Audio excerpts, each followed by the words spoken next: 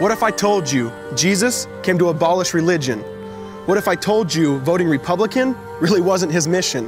What if I told you Republican doesn't automatically mean Christian, and just because you call some people blind doesn't automatically give you vision? I mean, if religion is so great, why has it started so many wars? Why does it build huge churches but fails to feed the poor? Tell single moms God doesn't love them if they've ever had a divorce, but in the Old Testament, God actually calls religious people whores. Religion might preach grace, but another thing they practice, tend to ridicule God's people. They did it to John the Baptist. They can't fix their problems, and so they just mask it, not realizing religion's like spraying perfume on a casket. See, the problem with religion is it never gets to the core. It's just behavior modification, like a long list of chores.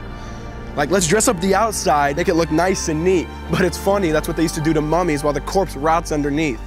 Now, I ain't judging, I'm just saying, quit putting on a fake look. Because there's a problem if people only know that you're a Christian by your Facebook. I mean, in every other aspect of life, you know that logic's unworthy. It's like saying you play for the Lakers just because you bought a jersey. See, this was me too, but no one seemed to be on to me. Acting like a church kid while addicted to pornography. See, on Sunday I'd go to church, but Saturday getting faded, acting if I was simply created to just have sex and get wasted. See, I spent my whole life building this facade of neatness, but now that I know Jesus, I boast in my weakness. Because if grace is water, then the church should be an ocean. It's not a museum for good people, it's a hospital for the broken. Which means I don't have to hide my failure, I don't have to hide my sin. Because it doesn't depend on me, it depends on Him. See, because when I was God's enemy, and certainly not a fan, He looked down and said, I want that man. Which is why Jesus hated religion, and for it He called them fools. Don't you see so much better than just following some rules? Now let me clarify. I love the church, I love the Bible, and yes, I believe in sin. But if Jesus came to your church, would they actually let Him in? See, remember He was called a glutton and a drunkard by religious men. But the Son of God never supports self-righteousness, not now, not then. Now back to the point, one thing is vital to mention.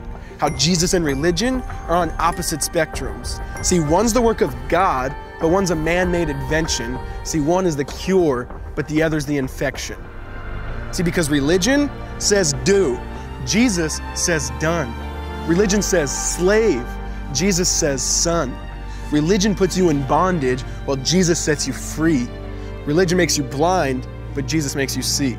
And that's why religion and Jesus are two different clans. Religion is man searching for God. Christianity is God searching for man. Which is why salvation is freely mine, and forgiveness is my own. Not based on my merits, but Jesus' obedience alone. Because He took the crown of thorns and the blood dripped down His face. He took what we all deserved. I guess that's why you call it grace. And while being murdered, He yelled, Father, forgive them. They know not what they do. Because when He was dangling on that cross, He was thinking of you. And He absorbed all your sin and He buried it in the tomb, which is why I'm kneeling at the cross saying, come on, there's room. So for religion, no, I hate it. In fact, I literally resent it. Because when Jesus said, it is finished, I believe He meant it.